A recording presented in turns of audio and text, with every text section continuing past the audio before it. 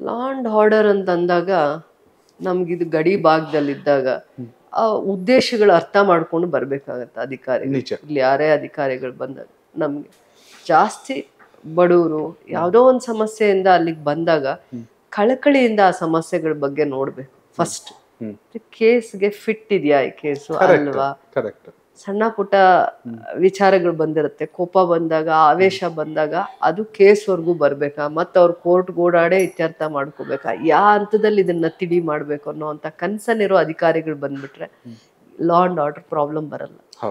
ಬರೋ ಅಷ್ಟರಲ್ಲಿ ಅವ್ರಿಗೊಂದು ಕೇಸ್ ಹಾಕ್ಸೋದು, ಇನ್ನೊಬ್ರದ್ದೊಂದು ಕೇಸ್ ಹಾಕೋದು, ಇಬ್ರು ನಾಳೆ ಇಲ್ಲಿ ಬೇಲ್ ಸಿಗಲ್ಲ ಅಂದ್ಬಿಟ್ಟು ಕೋರ್ಟ್ಗೆ ಹೈಕೋರ್ಟ್ಗೆ ಓಡಾಡುವಂತ ಪರಿಸ್ಥಿತಿ ಬಂದಾಗ ಅವಾಗ ಆ ಕ್ಷೇತ್ರದ ಲಾ ಅಂಡ್ ಆರ್ಡರ್ ಮುಗೀತ್ ಕತೆ. ಆ ಕುಟುಂಬನೂ ದ್ವೇಷದಿಂದ ಹೈಕೋರ್ಟ್ಗೆ ಹೋಗ್ಬೇಕು ಅಥವಾ ಇಲ್ಲಿರುವಂತ ಕೋರ್ಟ್ಗೆ ಬರ್ಬೇಕು, ಇಲ್ಲ ಜಿಲ್ಲಾ ಹಂತದಲ್ಲಿರೋ ಕೋರ್ಟ್ಗೆ ಬರ್ಬೇಕು. ಅದು ನ್ಯಾಯ ಬೇಕು. ಬಟ್ ಆವೇಶಕ್ಕೆ ಕೋಪಕ್ಕೆ ಮನ್ಸನ್ನ ಬುದ್ಧಿನ ಕೊಟ್ಟಾಗ ತಿಳಿ ಹೇಳ್ಬೇಕಾಗತ್ತೆ ಅಧಿಕಾರಿಗಳು. ಬಂದಿದ್ದೀರಲ್ಲ ಇದೇ ಗಲಾಟೆ ಅಲ್ಲ, ಇನ್ನೊಂದ್ಸತಿ ಯೋಚನೆ ಮಾಡಿ, ನಿಮ್ಮಲ್ಲಿ ಯಾರಾದ್ರೂ ಒಬ್ರು ಅರ್ಥ ಮಾಡ್ಕೊಳ್ಳಿ. ಇದಕ್ಕೆ ಜಾಸ್ತಿ ಪ್ರಾಮುಖ್ಯತೆ ಕೊಡ್ಬೇಕು. ನನ್ ಕನ್ಸರ್ನ್ ಕೂಡ ಅದೇ. ದುಡ್ಡಿರೋರು ದ್ವೇಷ ಸಾಧಿಸೋರು ಹೋಗೇ ಹೋಗ್ತಾರೆ. ನಾವ್ ಎಷ್ಟೇ ಸಮಾಧಾನವಾಗಿದ್ರು ಅವ್ರು ಅರ್ಥ ಆಗಲ್ಲ. ಯಾವತ್ತೋ ಒಂದಿನ ಅವ್ರಿಗೆ ಅದು ಅರ್ಥ ಆಗೋದು. ಅರ್ಥ ಆಗೋಷ್ಟರಲ್ಲಿ ಎಷ್ಟೋ ದಿನಗಳು ಕಳೆದಿರುತ್ತೆ, ವರ್ಷಗಳು ಕಳೆದಿರುತ್ತೆ. ಬಟ್ ಬಡವರು ನಮ್ಗೆ ಆ ಒಂದ್ ಸಂದರ್ಭ ಬಂದಾಗ ಜನಸಾಮಾನ್ಯರ ಬಗ್ಗೆ ನನ್ ಕನ್ಸರ್ನ್ ಇಷ್ಟೇ. ಕೋಪ ಬರುತ್ತೆ, ಯಾವ್ದೇ ಒಂದು ಊರಲ್ಲಿ ಜಗಳ ಗಲಾಟೆ ಆಗೇ ಆಗತ್ತೆ. ಅದನ್ನ ಮೊದಲನೇ ಹಂತದಲ್ಲಿ ಪ್ರಿಲಿಮಿನರಿ ಸ್ಟೇಜ್ ಅಂತೀವಲ್ಲ, ಅವಾಗ ಕೂರ್ಸಿ ಸರಿ ಮಾಡೋ ತಾಯಿ ಕರ್ತವ್ಯ, ಅದನ್ನ ನಾವು ಅಷ್ಟು ಕನ್ಸರ್ನ್ ಇಂದ ಗಮನ ಹರಿಸ್ತೀವಿ.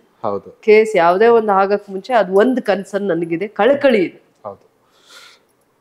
ಸುರಕ್ಷತೆ ಬಗ್ಗೆ ಜಾಸ್ತಿ ಕನ್ಸರ್ನ್ ಇದೆ. ಸುರಕ್ಷತೆ ಬಗ್ಗೆ ಒಂದು ಊರು ಅಂದಾಗ, ಒಂದು ಕ್ಷೇತ್ರ ಅಂದಾಗ ಇದ್ದೇ ಇರುತ್ತೆ. ಯಾವ್ದೇ ವಿಚಾರವಾಗಿ ಬಂದಾಗ ಸಿವಿಲ್ ಮ್ಯಾಟರ್ಸ್ ಬರ್ಬೋದು, ಬೇರೆ ಬೇರೆ ಪರ್ಸನಲ್ ವಿಚಾರ ಬರ್ಬೋದು, ಯಾವುದೇ ವೈಯಕ್ತಿಕ ವಿಚಾರ ಆಗಿರ್ಲಿ, ಜಮೀನ್ ವ್ಯಾಜ್ಯ ಇರ್ಲಿ, ಸಣ್ಣ ಪುಟ್ಟ ಕಾರ್ಯಕ್ರಮಗಳಲ್ಲಿ ಗಲಾಟೆ ಆಗಿರ್ಲಿ, ಅಂತವನ್ನ ಆ ಹಂತದಲ್ಲಿ ಹೇಗ್ ಮಾಡ್ಬೇಕು ಅನ್ನೋಂಥದ್ರಲ್ಲಿ ಅವ್ರು ಬರಕ್ ಮುಂಚೆನೋ ಬರ್ತೀವಿ ಅಂದಾಗ ಇದ್ರ ಬಗ್ಗೆ ನನ್ ಕನ್ಸರ್ನ್ ಇದ್ದೇ ಬರ್ಬೇಕು ಅಂತ ಹೇಳಿರ್ತೀನಿ. ಖಂಡಿತ ಆ ಕನ್ಸರ್ನ್ ಇರ್ಬೇಕು ಅಂತ. ಕನೆಕ್ಟ್ ಕರ್ನಾಟಕ, ಇದು ನಿಮ್ಮ ನೆಟ್ವರ್ಕ್.